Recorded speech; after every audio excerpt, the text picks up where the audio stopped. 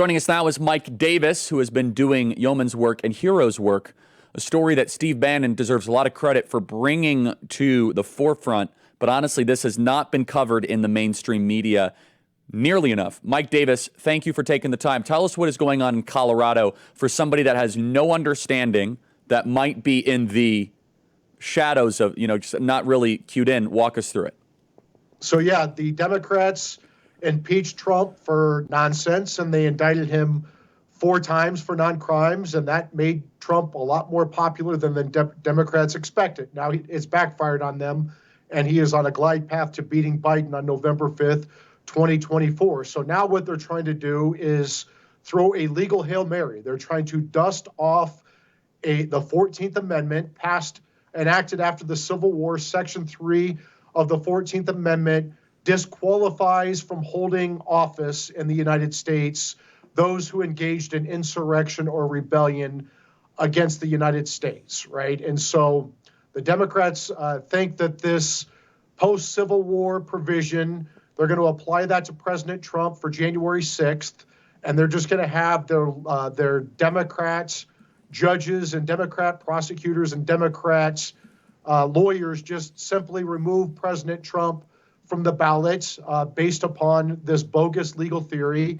They're going to start in a blue state like Colorado, like they're doing this week, where they have this biased judge, this biased Democrat judge who donated to a group that sought to throw out of office Republicans who supported President Trump on January 6th. She donated to this group, and then somehow she's sitting on this trial this week to try to throw President Trump off the ballot for January 6th. President Trump's lawyers filed a motion to recuse her. She denied that. She said, I made this donation. I don't remember making it, but I could be fair regardless. Well, that's not the legal standard. Whether she thinks she can be fair is not the legal standard. It's whether the public thinks she can be fair. And I don't know how any reasonable person thinks a Democrat judge can be fair if she donated to an anti-Trump January 6th political action committee, and now she's sitting on his trial. They're going to try to get him. They're going to have this judge disqualify him from the Colorado ballot. It's going to go to the Colorado Supreme Court on an expedited basis, and I presume that these left-wing judges on the Colorado Supreme Court will keep him off the ballot. They'll disqualify him, and then the Supreme Court of the United States, which has discretionary review, will have to decide whether to take this case or not. They have to take this case because these are republic-ending tactics by the Democrats. But we'll see what happens. And the Democrats will use the precedent set here in Colorado, and they'll use it in swing states like Michigan. And so we're going into very dangerous legal territory as a country. So, Mike, I want you to, as fairly, I know it's hard, as fairly as possible, make their argument for our audience, okay? I don't want to exaggerate anything. What are they saying in court as the reason for why Trump should not be on the ballot? I want our audience to hear it as fairly as possible of the arguments that they are making. Just repeat that, and let's zero in on that. Mike Davis. So they brought in 2 Capitol Police officers to testify about the riots that happened on January 6th. And then they brought in an expert witness, a sociologist who got his PhD in Vegas, and he is testifying that when Trump said peaceful, he didn't really mean it. And when Trump said fight, he meant insurrection. And unlike Democrats, when Democrats say peaceful, it has a different meaning. And when Democrats say fight, it has a different meaning. So is this a 14th Amendment thing then? Sorry to interrupt you, Mike. Is this all centered around 14th Amendment? No one shall become president who has engaged in insurrection or rebellion or assisted thereof? Okay. Yeah, under Section 3 of the 14th Amendment, they're saying that because January 6th was an insurrection and Trump instigated that, that he should be disqualified under Section 3 of the 14th Amendment. Okay, so a couple questions. First of all, isn't it true, Mike, that they tried this and failed with Marjorie Taylor Greene in Georgia? They workshopped this, right? And they played around with this with congressional. They even tried it with Madison Cawthorn with some point, right? So talk, Mike, how this has not been some one-off thing.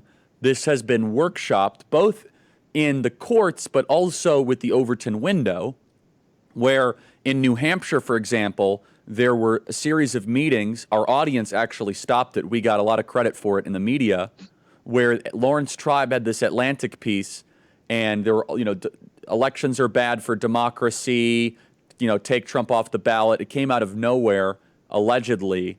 So talk about how this is not just a mistake, this is coordinated and precise. Yeah, there's actually a website. It's called lawfaremedia.org that shows their lawfare. It shows where these Section 3 litigations are happening all over the country, and it's like in 20 different states around our country where they bring these lawsuits. They were unsuccessful in New Hampshire and Florida. They had their cases dismissed by the plaintiffs in Idaho, Utah, Oklahoma, North Carolina, Pennsylvania, and Maine. But there are very active cases all over the country. And this is the first case in Colorado, in Denver, that's actually going to trial, right? And they're trying to set this precedent with this biased Democrat judge in Colorado that they can disqualify him under Section 3 of the 14th Amendment. And then they're going to use this precedent in states all over the country. They're going to try to use it in Michigan, for example. And the problem with their legal argument is this, that the country ratified the 13th, 14th, and 15th Amendments after the Civil War, the post-Civil War amendments to outlaw slavery, to provide due process and equal protection to the freed slaves, and to provide voting rights to the freed male slaves. And as part of that 14th Amendment, Section 3 was to disqualify because you saw Confederate sympathizers who engaged in insurrection or rebellion during the Civil War were winning elected office. They were being appointed as judges in state and federal offices. And so they enacted Section 3 so they can get rid of these Confederate insurrectionists because they were undermining the Civil War effort, the post-Civil War Reconstruction and the Union.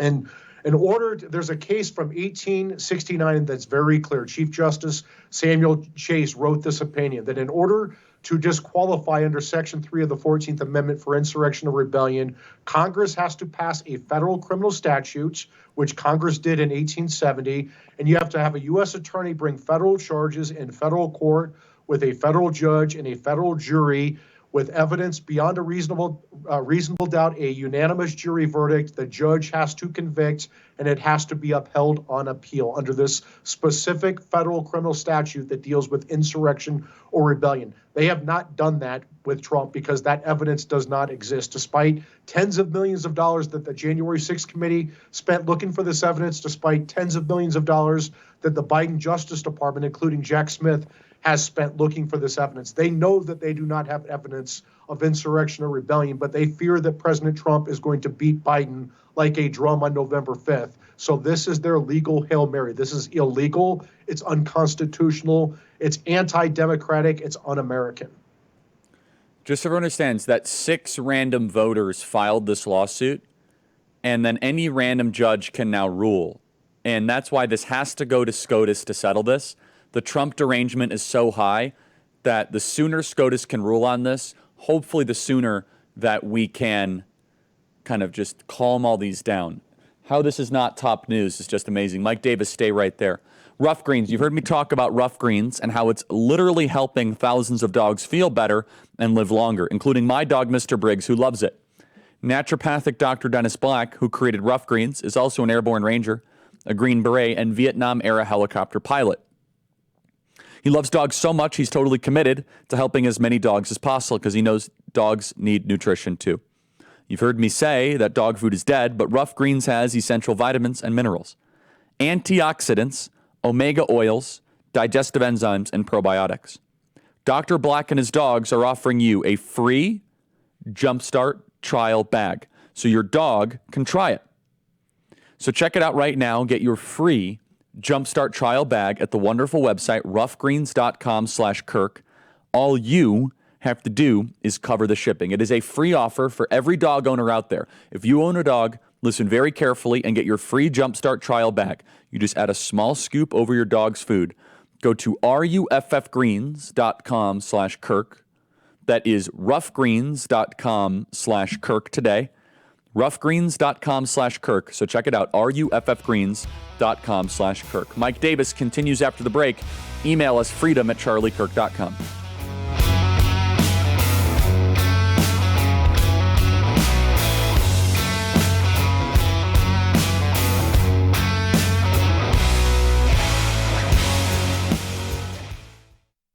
People ask me everywhere I travel about Strong Cell. Charlie, is Strong Cell legit? Charlie, do you really believe in the anti-aging properties of NADH? Charlie, is this product worth the price? My answer is the same to all of their questions. Yes, yes, and yes.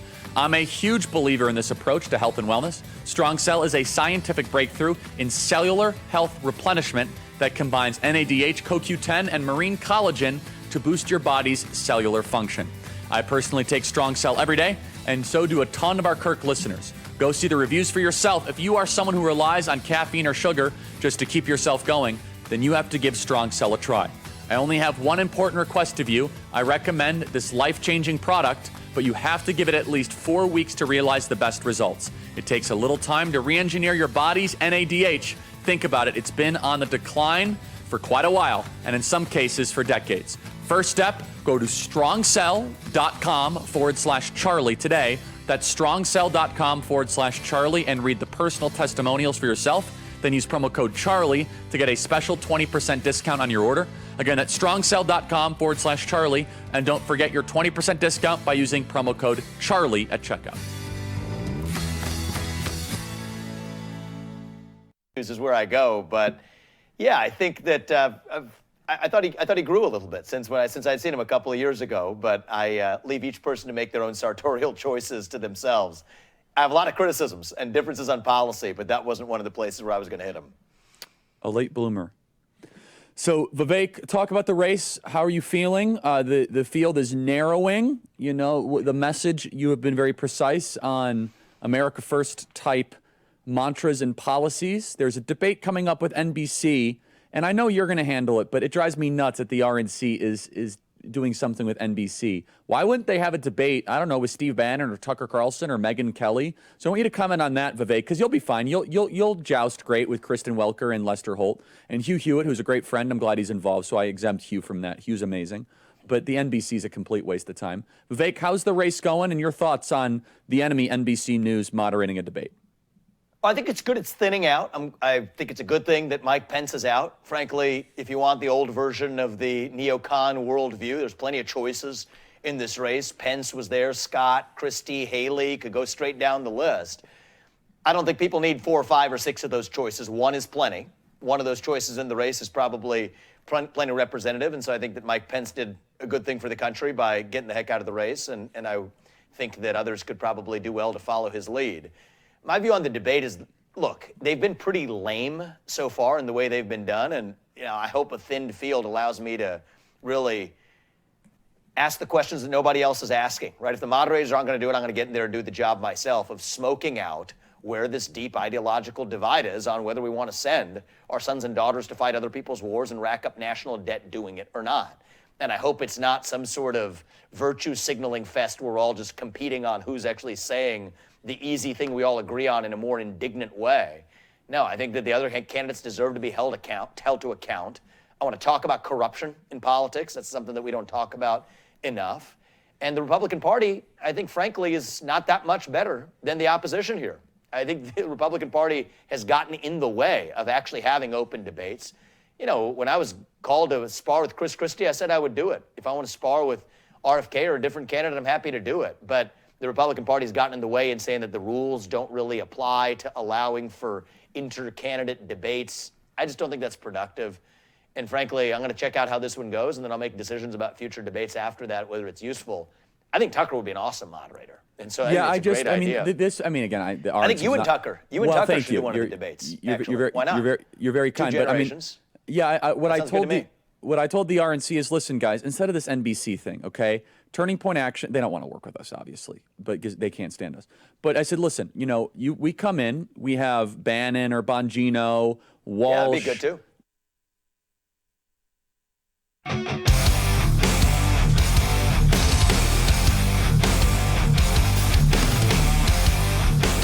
Okay, everybody, welcome back. Email us, freedom@charliekirk.com. Mike Davis continues. Check out the Article 3 project. Mike has been fighting very, very hard. So, Mike, they're trying to use the 14th Amendment to kick Trump off the ballot, the party of democracy. This will then end up getting to the U.S. Supreme Court. But let's just broaden this for a second. As we are doing this broadcast, it is conceivable that in the coming days, Trump will not be allowed on the ballot on Colorado. Donald Trump Jr. is testifying in a New York civil trial right now as we are doing this broadcast. Donald Trump is facing 700 years in federal prison. This is so damaging, unhealthy, not just unhealthy, it's corrosive. There's no going back from this, Mike. And what I fear more than anything else is the normalization of this. We're acting as if this is just fine. Even conservatives I talk to, oh, yeah, you know, Trump just has to beat this stuff in court. Mike, riff on this for a little bit. I mean, what the Democrats are doing here, think about this. They impeached him twice. They indicted him 4 times. They're trying to bankrupt his family business for the non-fraud of a businessman paying back sophisticated Wall Street banks in full, on time, with interest as agreed. And somehow that's fraud. And you see his poll numbers going up. And so now they're trying to gag him, these unconstitutional, illegal gags on a criminal defendant, which is just absolutely un-American. They're going to try to throw him in jail for speaking out against about the judge, the prosecutor, the court staff, the witnesses, the process, which he's absolutely allowed to do under the First Amendment, that even the ACLU was forced to come out and even argue. And now they want to just take him off the ballot. Nothing screams democracy like trying to bankrupt, throw in prison for 700 years, and just take off the ballot your political opponent. These are republic-ending tactics by the Democrats. Like, this is not our parents' or grandparents' Democrat Party. These aren't liberals who love America. These are leftists. These are Marxists, and they are playing for keeps, and they are destroying our country with their Trump derangements, right? And these Republicans who are sitting back and saying, oh, this is all going to go away when Trump goes away, they don't understand the 100 million people who have died over 100 years of Marxism. Yeah, and if they say that this will go away when Trump goes away, then they're acknowledging that this is bad. And so they don't want to fight something that is evil and bad because they hate Trump. Yeah, so the normalization of this is so damaging. The lawfare continues on every possible way.